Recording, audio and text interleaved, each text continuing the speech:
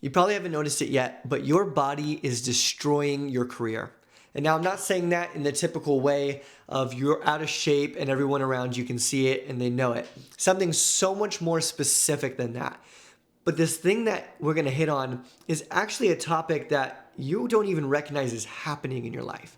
You don't realize that it's actually a problem, but by the time we're done with this, you're never going to look at it the same way again. Welcome back to the Shape by Joseph channel, where I help high-performing men do one thing, and that is get in the best shape of their lives without sacrificing their passion. So if that's you, go ahead, hit subscribe, start following along. But without further ado, let's go ahead and get into this topic, because this topic is something that I have spoken with so many men about, and every single one of my clients struggle with this exact thing. You're a man who performs, you get things done, you lead in great situations, and you carry more weight than most men would be willing to pick up. But there's something wrong. There's a version of you that keeps showing up. The version that just can't stay focused in the meeting that really counts. The version of you that comes home with nothing left in the tank. The version of you that knows he should be sharper, but just isn't for some reason. And you've been calling it stress and you've been calling it a busy season, but what if it's more than that? What if it's not a schedule problem? What if the problem is your body? And listen, I get it, because I've lived it. I've been exactly where you are right now, pursuing ministry, enjoying being newly married, getting new responsibilities like getting dogs and living life, and focusing primarily on my career in seminary, pursuing ministry, seeking to be the best that I could in my field, and pursuing my calling.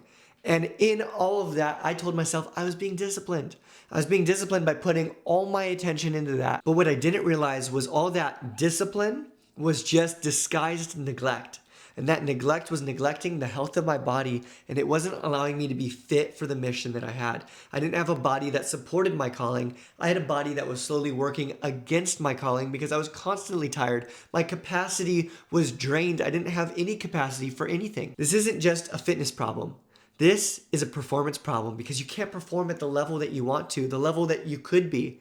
This is a leadership problem, because in not performing at that level, you can't lead the way you know that you should.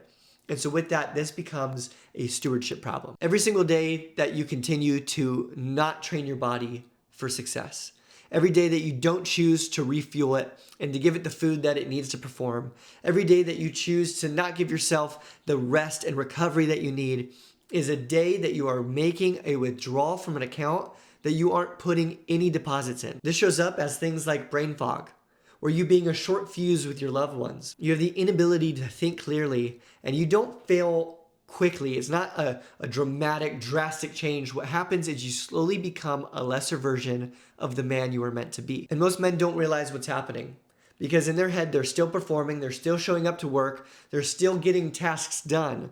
But whether or not you're keeping score or not, your body is keeping track, and it knows that it is being neglected. Your body is not separate from your calling. It's not like you have your pursuit and work and what you're doing and your calling and you're passionate about this, and then your body is this other category. Your body is what supports you to be able to do the calling that you're working in, to be able to perform in the way that you need to in that calling, to pursue excellence. And so this isn't just stewardship versus vanity. This additionally is stewardship versus neglect. So here's what's happening to you.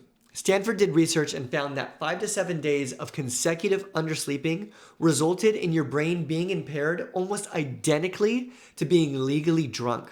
And yet here you are, showing up to work day in and day out, trying to lead a team to new heights, to accomplish new things, and yet you have impaired capacity and you call it normal. On top of that, physical neglect spikes up your cortisol levels, which in turn lowers your testosterone levels, hurts your metabolism, and keeps your nervous system on a constant low-grade fight or flight mode, which means that everything you're doing that requires you to be fully present just becomes so much harder. So here's what you do. 2 habits, that's it, and you start fixing this for good. Habit 1, protect your first 30.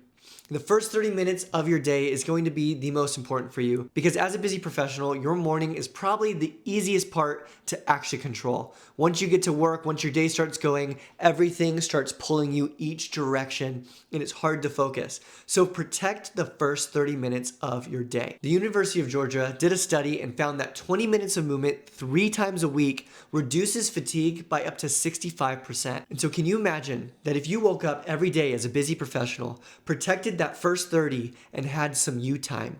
You put on your shoes, took a 20-minute walk around the neighborhood, came back and got ready. This is before you pick up your phone. This is before you check your emails. This is before you do any work. The first 30 is just for you. Lower that fatigue, start the day off with some movement, get some blood flowing, and then continue on your day, not just with movement, but by actually starting your day with an accomplishment. And habit number 2, create a hard stop at night. Not only are we going to protect our mornings when we wake up, you need to protect your night. Did you know that having phone exposure within 60 minutes before bed significantly reduces your melatonin production, which is just going to hurt your sleep and make it even harder to fall asleep and stay asleep throughout the middle of the night? So find your time.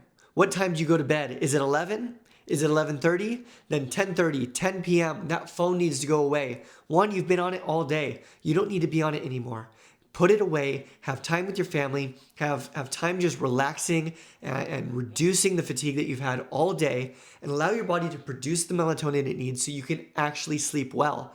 And then wake up, protect that first 30, and set yourself up for some great success the next day. This isn't going to be an instant fix, but those 2 bookends are going to drastically change your output within 30 days. That isn't just some motivational statement. That's physiology. It's how your body works. And if you're saying, man, I can't commit to those 2 things, then you need to sit down and really wrestle with the fact of why. Why can't I? Or am I just making excuses to not better myself in the way that I actually want to be? You can't lead well if your body is depleted. And so prioritizing it and making sure it is healthy isn't an obstacle to your calling. It's going to fuel your calling and allow you to perform optimally and have even more capacity in what you do.